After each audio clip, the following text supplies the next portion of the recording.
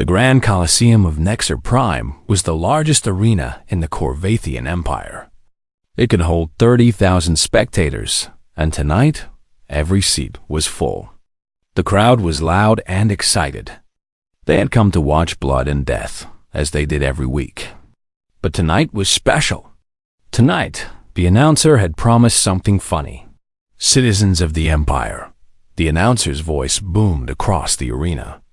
Before our main event, we have prepared a small comedy for your enjoyment. A new species.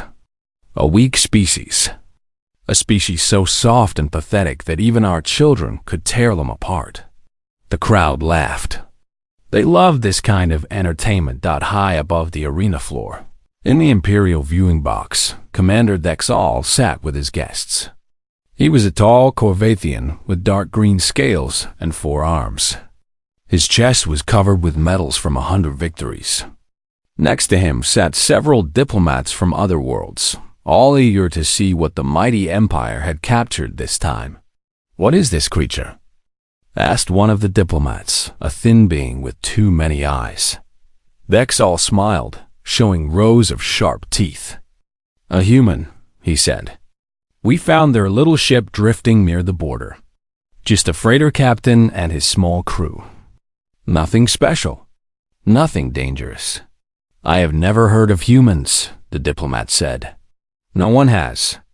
They are new to the galaxy. And after tonight, no one will think much of them." Dexal laughed. "Watch. This will be amusing." Down on the arena floor, the gates opened. 2 Corvathian guards dragged a figure out onto the sand and threw him forward. He stumbled, but did not fall. The bright lights of the arena made him shield his eyes with his hand. His name was Marcus Cole. He was 43 years old. He had been a freighter captain for 15 years, moving cargo between colonies in the outer systems. He had a wife and a daughter waiting for him back on Earth. He had not seen them in 8 months. The crowd stared at him with disgust and amusement. He looked so strange to them. His skin was soft and brown, without scales or armor. His body was thin, with no claws on his fingers and no fangs in his mouth. His eyes were small and sat too close together on the front of his face. He moved slowly, like something sick or dying. "Look at it," someone in the crowd shouted. "It has no weapons on its body at all. How does its species even survive?" Another voice called out. Laughter spread through the Colosseum, like a wave. Marcus stood in the center of the arena and looked around. The sand was stained with old blood. The walls were too high to climb. There was no escape. He had known this for 3 days, ever since they told him what they planned to do with him. In the Imperial box, a female Corvathian leaned toward Commander Dexal. Her name was Dr. Vela, and she was the Empire's chief xenobiologist. She studied alien species. It was her job to understand them. "Commander," she said quietly, "I have not had time to fully study this species. We know very little about them." Dexal waved his hand dismissively. "What is there to know? Look at it. Soft, slow, weak.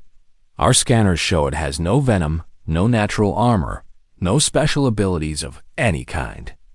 It is one of the most defenseless creatures we have ever found." Dr. Vela frowned but said nothing more. Something bothered her about the human, but she could not say what. It was just a feeling. The announcer's voice returned. "And now, for the entertainment of our citizens, we present the challenge. This human will face 3 Valorian stalker cubs in open combat." The crowd cheered. Valorian stalkers were among the most dangerous predators in the galaxy. Even the cubs were deadly. They were fast, strong, and born with the instinct to kill.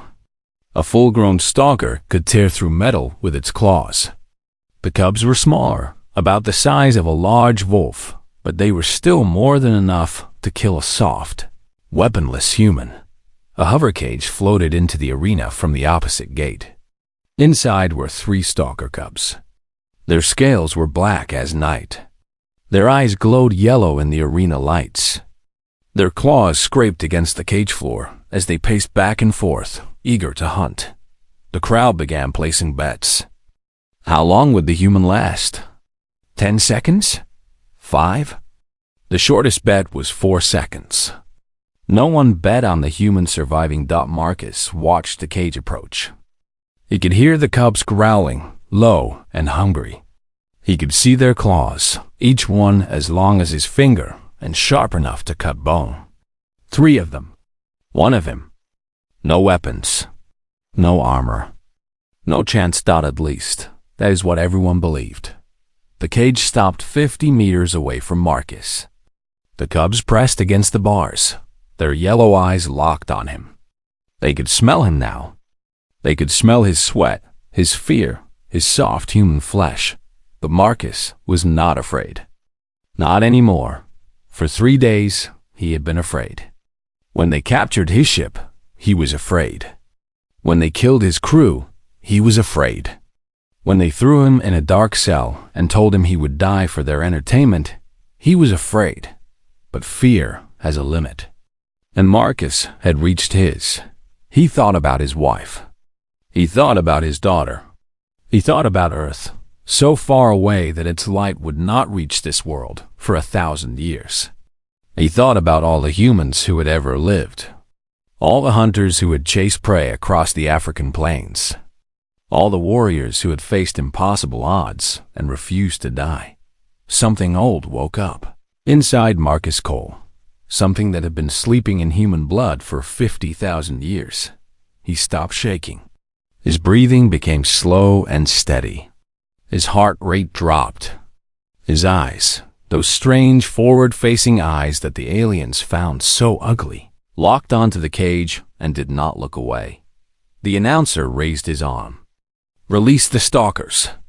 The cage door opened. The 3 cubs burst out onto the sand, spreading apart with natural pack coordination. They moved fast, circling around to surround their prey.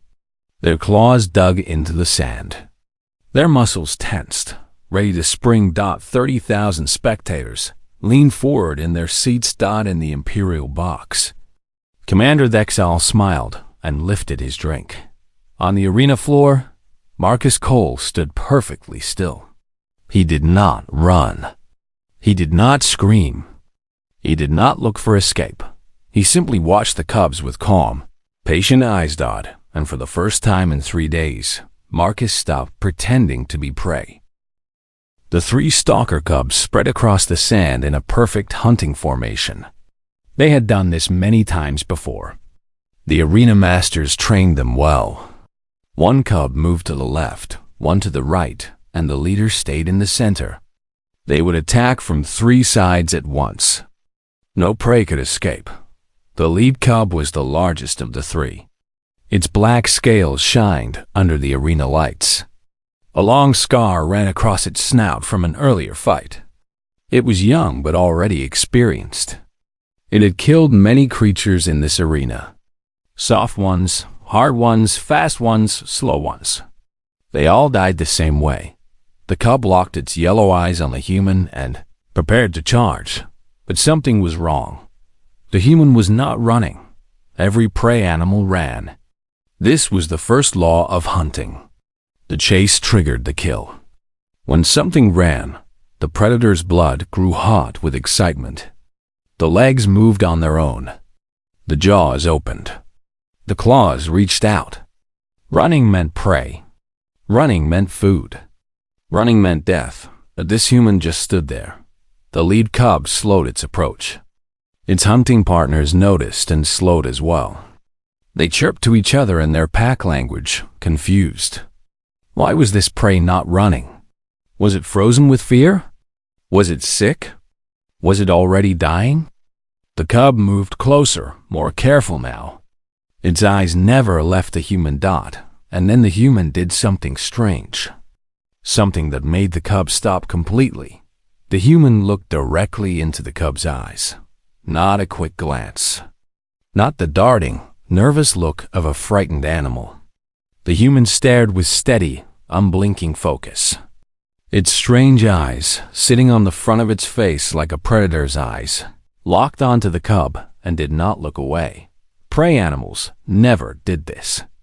Prey animals looked down or looked away. Looking directly at a predator was a challenge. It was a threat. It was what other predators did. Something cold moved through the cub's body.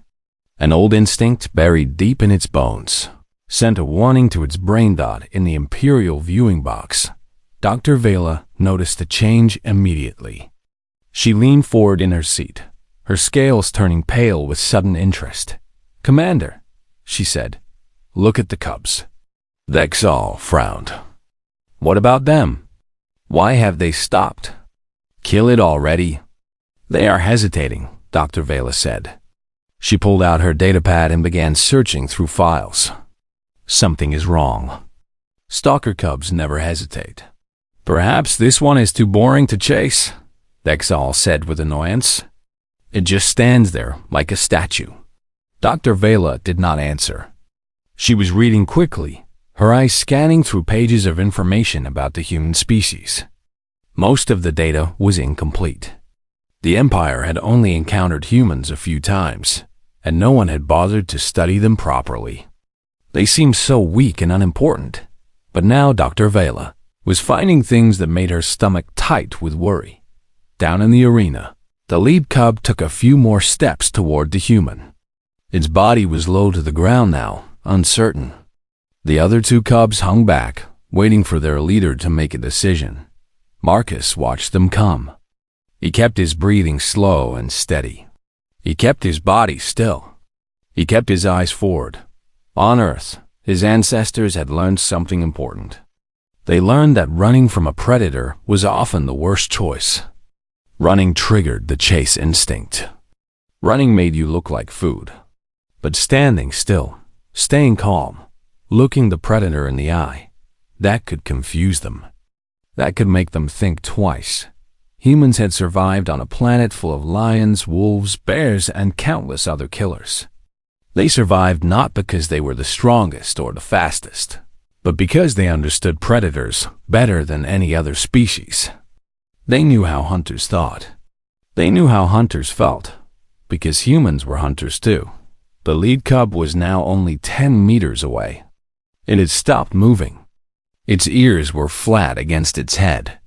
Its tail, which should have been high with excitement, hung low and uncertain. The crowd was silent. No one was laughing anymore. Why isn't it attacking? Someone whispered, "What is wrong with the cubs?" In the Imperial box, Dr. Vela found what she was looking for. Her face went pale. "Commander," she said, her voice shaking, "I need to tell you something about humans." Dexal turned to her with irritation. "What? What is so important?" "They are not prey." The commander laughed. "Look at it. No claws, no fangs, no armor. Of course it is prey. No." Dr. Vela shook her head.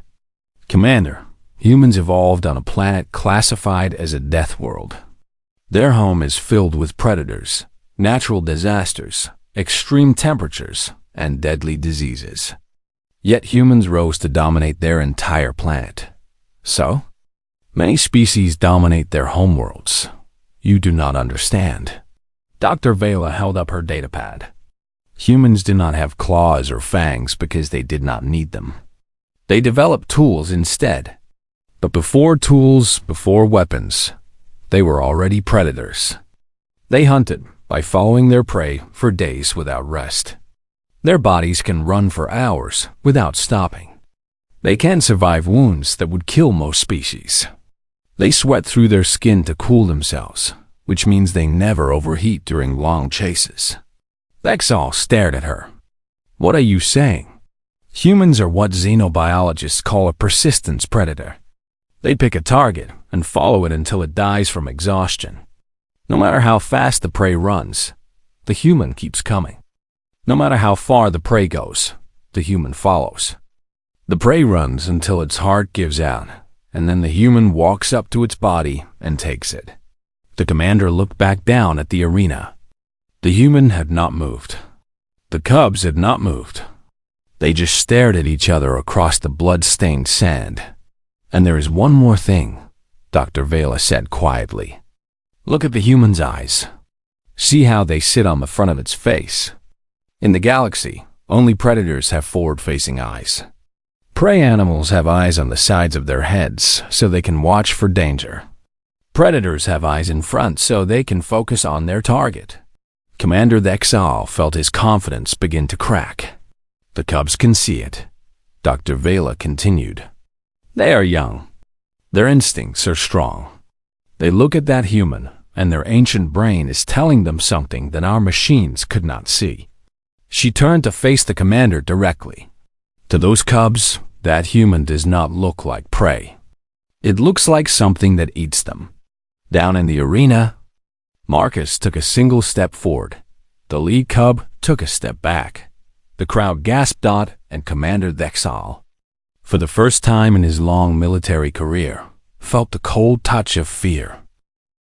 The arena had never been this quiet. 30,000 spectators sat frozen in their seats, watching something they could not understand. The entertainment they came for had turned into something else.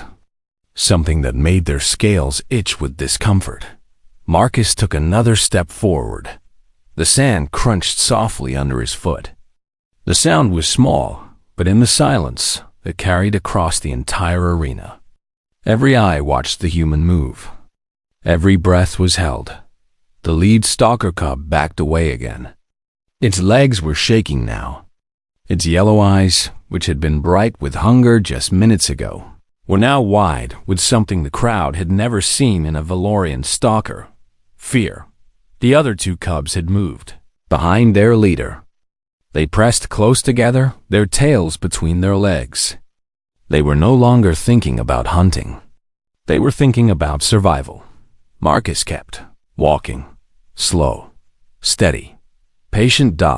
This was how his ancestors had hunted for thousands of years. They did not sprint after their prey like other predators. They walked, hour after hour, mile after mile. The prey would run away, fast and desperate. It would think it has escaped. It would stop to rest. And then, on the horizon, it would see the human again. Still walking, still coming, never stopping. The prey would run again, and again, and again, until its legs gave out, until its lungs burned, until its heart burst from exhaustion. And the human would walk up to its body, not even breathing hard, and take what it had earned. This was the ancient hunt. This was persistence predation. This was what made humans the most successful predators on their death world. And now, in an alien arena light years from Earth, that ancient power was awake again. In the Imperial box, Dr. Vela was speaking rapidly into her communicator, calling for security teams and arena officials. Commander Thexal stood at the edge of the viewing platform, gripping the rail with all four hands. Stop the match, Dr. Vela urged. Commander, we must stop this now. And look weak in front of our guests? Thexal growled. The entire Empire is watching. Every planet in the Coalition has eyes on this arena. If we stop the match because a soft, clawless human has frightened our best predators, we will be the joke of the galaxy. If we do not stop the match, something worse will happen. What could be worse? Dr. Vela pointed at the arena floor. Watch. Marcus was now only 5 meters from the lead cub. He had not hurried. He had not threatened. He had simply walked forward with the calm certainty of a creature that had never, in 50,000 years of evolution, been anything but a hunter. The lad cub made a sound. It was a high-pitched whine that came from deep in its throat. In all the years that Valorian stalkers had fought in the arena, no one had ever heard one of them make this sound. It was the sound of submission. Impossible, Commander Thexal whispered. The cub lowered its head. Its ears pressed flat. Its legs bent, bringing its body closer to the ground. Every part of its posture screamed surrender. The two cubs behind it did the same. All three of them, These deadly predators that had killed hundreds of creatures in this very arena were bowing before a single unarmed human. The crowd erupted in confused noise. Some people were shouting for the match to continue. Others were calling for it to stop. A few were trying to leave, pushing through the rows of seats toward the exits. No one knew what they were watching anymore. Marcus stopped in front of the lead cub. He looked down at it with calm, steady eyes. The cub looked back, then quickly looked away. It could not hold the human's gaze. A memory floated through Marcus's mind. He remembered being a boy on Earth, hiking with his father in the mountains of Colorado. They had come across a mountain lion on the trail. Marcus had wanted to run, but his father had stopped him. "Never run from a predator," his father had said. "They see running as an invitation. Stand tall. Make yourself big. Look them in the eye. Show them you are not afraid." "But what if I am afraid?" Young Marcus had asked. His father had smiled. "Then pretend. Predators are good at reading body language, but they cannot read minds. If you act like you are dangerous, they will believe you are dangerous." Marcus had stood his ground that day. The mountain lion had watched him for a long moment, then turned and walked away. It had decided he was not worth the trouble. Now, decades later, and countless light years from those Colorado mountains, Marcus was using the same lesson. He was not pretending anymore. He truly was not afraid. But more importantly, he was showing these cubs something their instincts understood perfectly. He was showing them that he was not prey. One of the diplomats in the Imperial box spoke up. "Commander, what is happening? The human should be dead by now." Dexal could not answer. His throat was too dry. Dr. Vela answered instead. "The cubs have recognized what we failed to see. To them, that human is not a victim. It is a threat. Their ancient instincts are telling them to submit or die." "That is absurd," the diplomat said. "Look at it. It is small and weak, is it?" Dr. Vela asked. "The human has been walking toward them for several minutes now. Look at its body. Its breathing has not changed. Its heart rate, based on our sensors, has actually decreased. It is calmer now than when the match started. Meanwhile, the cubs are exhausted just from the stress of facing it." She pulled up more data on her pad. Human bodies are designed for efficiency. They can walk for entire days without food or water. They can survive injuries that would kill any of us. They heal faster than almost any species we have encountered. They can eat plants and animals and things that would poison most creatures. They can adapt to any climate, any environment, any situation." The diplomat stared at her. "How is that possible?" "Evolution," Dr. Vela said simply. "Earth made them this way. Their planet tried to kill them for millions of years, and they refused to die. Everything about them is designed for one purpose: to keep going, no matter what." She looked down at the arena, where Marcus Cole stood motionless before 3 cowering predators. "We saw a soft body and no natural weapons, so we assumed they were weak. We were wrong. Humans are not defenseless. They are simply so dangerous that they do not need claws or fangs." She paused. "Their entire species is a weapon." In the arena, Marcus slowly raised his hand. Every spectator in the Colosseum held their breath. Every eye was locked on the human's small, 5-fingered hand as it moved through the air. The lead cub did not run. It did not fight. It simply closed its yellow eyes and waited for death. And Marcus Cole, the soft, weak human that everyone had mocked, gently placed his hand on top of the cub's head. The cub trembled under Marcus's hand. Its black scales were smooth and warm. He could feel its muscles shaking, its body tight with fear. It expected death. Every instinct in its young brain was screaming that the predator above it was about to deliver the final blow, but the blow never came. Marcus stroked the cub's head gently. His rough, calloused fingers moved across the scales in a slow, calming motion. The same way he used to pet his daughter's cat back on Earth. The same way humans had been touching animals for thousands of years. The cub's trembling began to slow. Its breathing became steadier. It opened its yellow eyes and looked up at the human with confusion. Why was it still alive? In the Imperial box, Commander Dexol gripped the rail so hard that his claws left marks in the metal. What is it doing? Why is it not killing them? Dr. Vela watched the scene with a mixture of fascination and something that might have been respect. I do not think it intends to kill them. That is ridiculous. It is in a death arena. The only way to survive is to kill. Perhaps humans have different rules? The entire Colosseum was silent. 30,000 aliens watched a single human pet a predator that should have torn him apart. The scene made no sense. It broke every rule of combat and survival that they understood. Marcus knelt down slowly, bringing himself closer to the cub's level. His hand never left its head. The other two cubs watched from a few meters away, still frozen in their submissive postures. "Easy," Marcus said softly. His voice was low and calm. "Easy now. I am not going to hurt you." The translation devices in the arena picked up his words and broadcast them across the Colosseum. The aliens heard the strange human language converted into their own tongues, and they did not understand what they were hearing. Not going to hurt them? This was a death match. This was entertainment. The whole point was for something to die. But Marcus was not playing by their rules.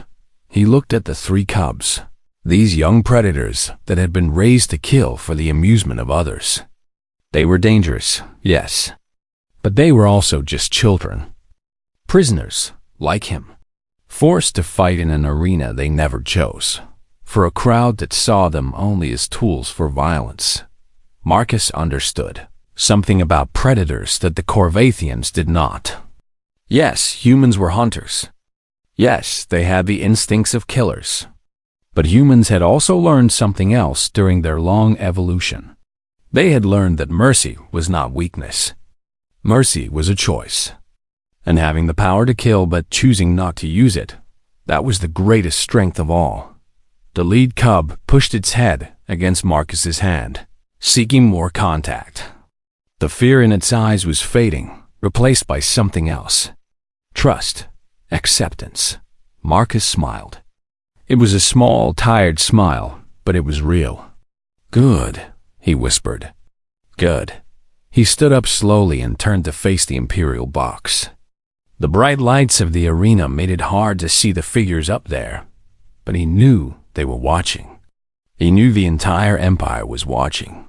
He cleared his throat and spoke loudly, making sure every translation device would pick up his words. "We do not kill children," he said. "Not even yours." The words echoed across the silent arena. They were simple words, but they carried a weight that pressed down on every spectator. The Corvathians and their guests had expected blood.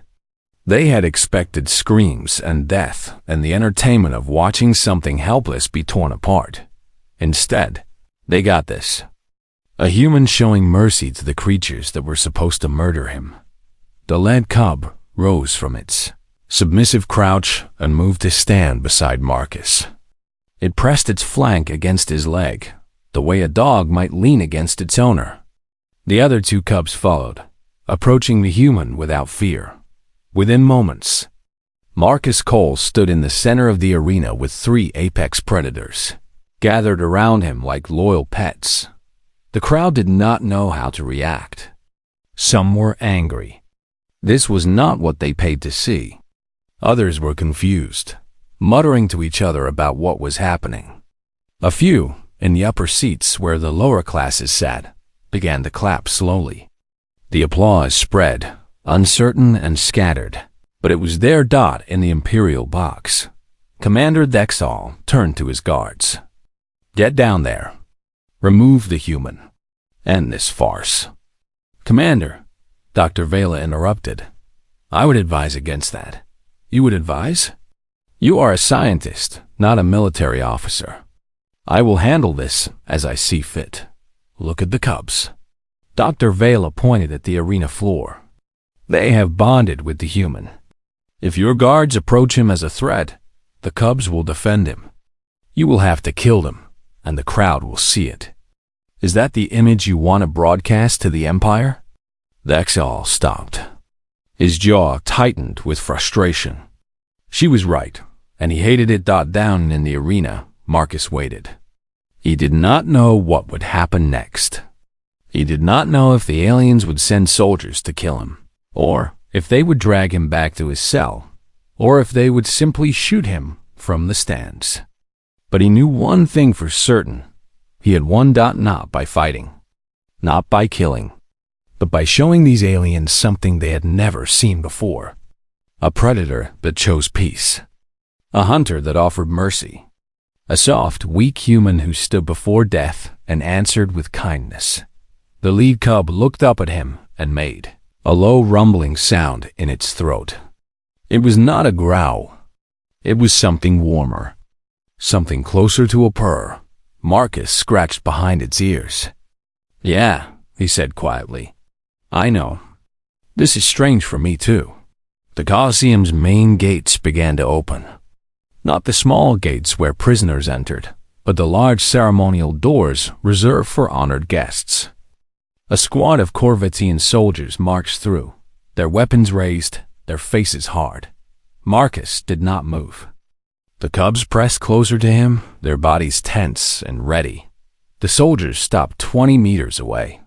Their leader, a captain with silver markings on his armor, spoke into a communicator. Marcus could not hear what he said, but he saw the captain's expression change. Surprise, then confusion. Then something like reluctant respect. The captain lowered his weapon and gestured for his soldiers to do the same. "Human," the captain called out. "You are to come with us. By order of the Imperial Council." "Am I being executed?" Marcus asked. The captain hesitated. "No, you are being transferred." "Transferred where?" "To the diplomatic quarters."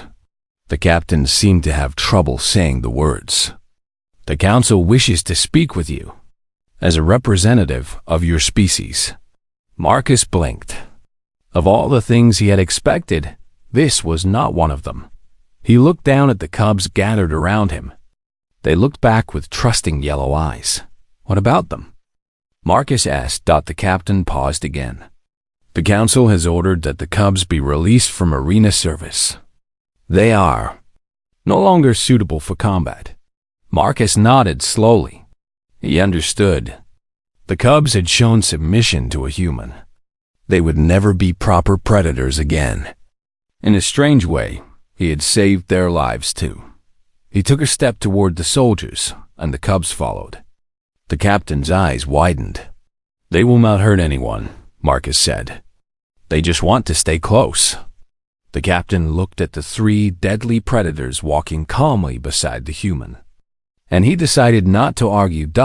As they walked toward the gate. The scattered applause in the stands grew louder. It was still mixed with anger and confusion, but something had shifted in the arena. Something had changed. A soft, weak human had walked into their Colosseum as a joke. He was walking out as something else entirely. 6 months passed. The galaxy was not the same. The recording from the Grand Colosseum spread faster than any entertainment broadcast in Imperial history. Within hours, it reached every corner of the Corvethian Empire. Within days, it crossed into neighboring territories. Within weeks, species that had never heard of humans were watching a soft, clawless creature dominate 3 apex predators through nothing but willpower. The experts argued endlessly about what they had seen. Some said it was a trick, some kind of human technology they did not understand. Others said the cubs had been drugged or trained to respond that way. A few brave scientists supported Dr. Vela's conclusions about persistence predation, but they were mocked by those who could not accept the truth. But the cubs knew the truth. And more importantly, The predators throughout the galaxy knew it too. The recording reached species with strong hunting instincts, and they saw what the stalker cubs had seen. They recognized the steady gaze, the patient advance, the total lack of fear. They recognized a fellow predator. Stories began to spread. Old stories from Earth, translated and shared across alien networks.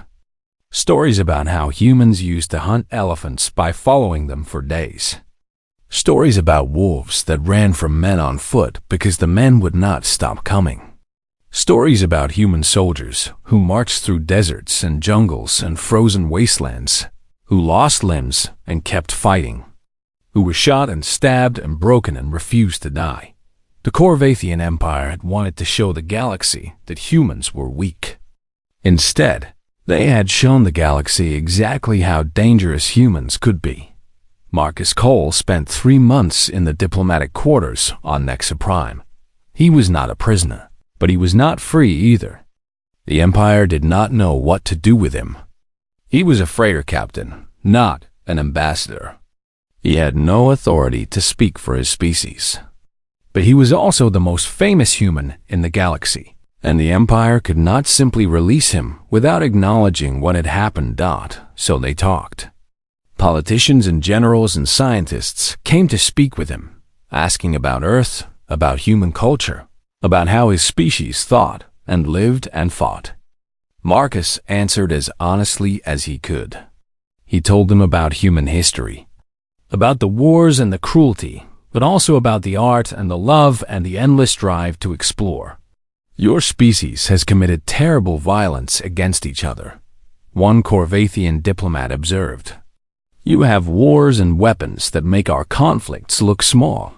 Marcus nodded. Yes, we have done terrible things, but we have also done wonderful things. We are not perfect. We are just human.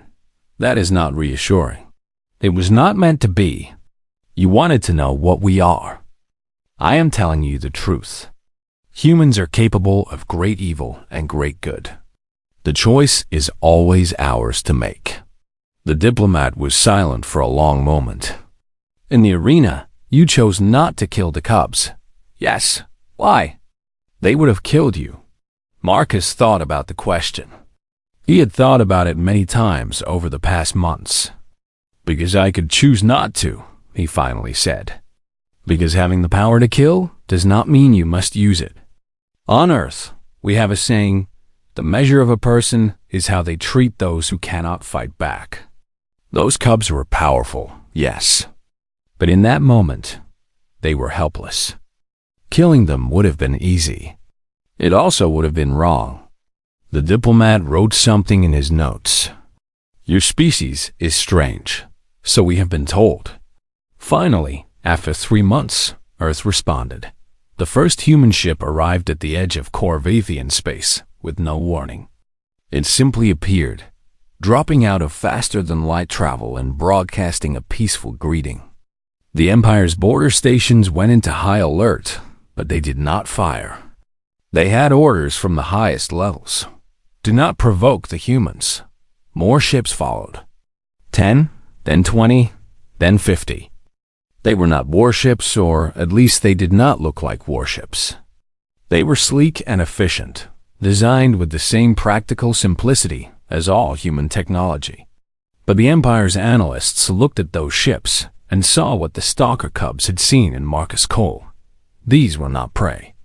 These were hunters, dressed in peaceful clothing. The human ambassador arrived on a shuttle that landed in the capital city of Nexa Prime. Her name was Admiral Chinwei Lin, and she was 62 years old.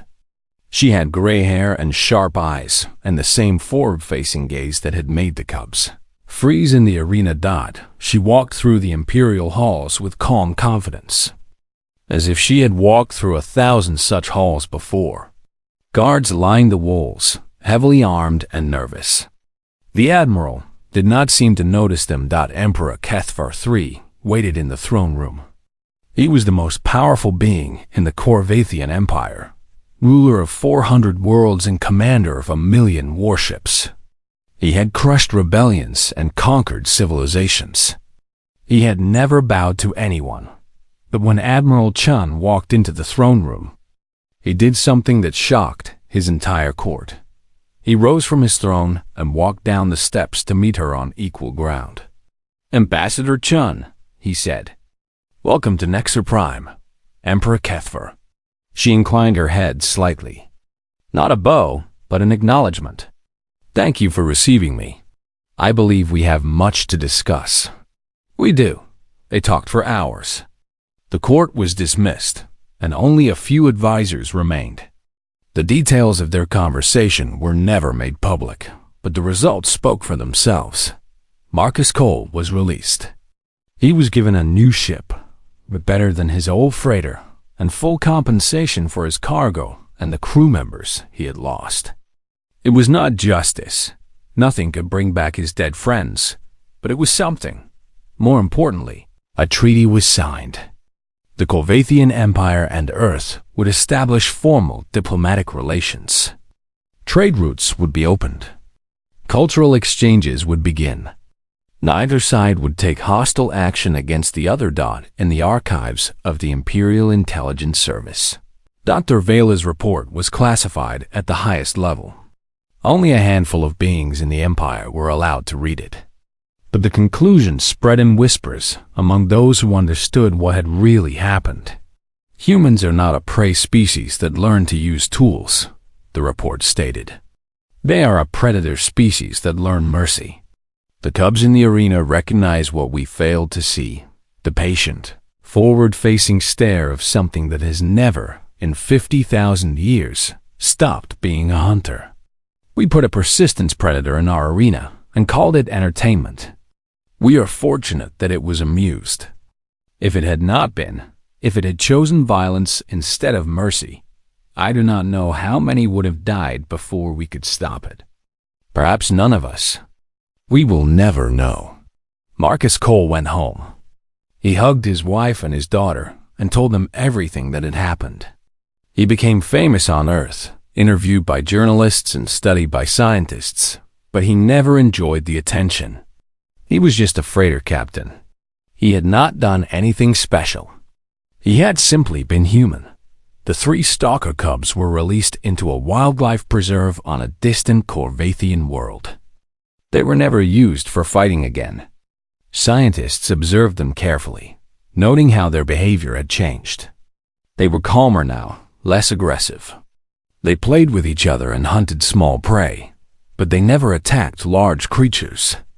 Some instinct had been rewritten inside them.